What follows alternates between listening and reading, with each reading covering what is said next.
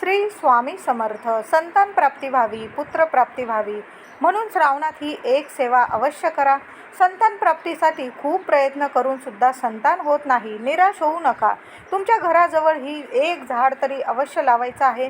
श्रावण महिना सुरू आहे, तुम्हाला एक बेलाचं झाड लावायचं आहे आणि त्याची नेहमी नीट काळजी घ्यायची आहे.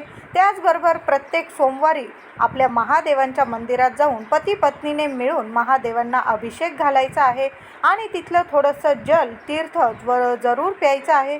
त्या शिवपिंडीवरील एक एक पान म्हणजे बेलाचं पान प्रसाद म्हणून सुद्धा स्वतः ग्रहण करायचं आहे, खायचं आहे. त्याचबरोबर एखादा रविवार बघून, श्रावणातील एखादा रविवार बघून एक कोरफडचं पान 7 वेळा आपल्या पत्नीवरून 7 वेळा उतरवून कचऱ्यात टाकून द्यायचं आहे. पत्नीला लागलेली दृष्ट नजरबाधा दूर होईल आणि तुम्हाला लवकरात लवकर 1 वर्षाच्या आत संतान प्राप्ती होईल.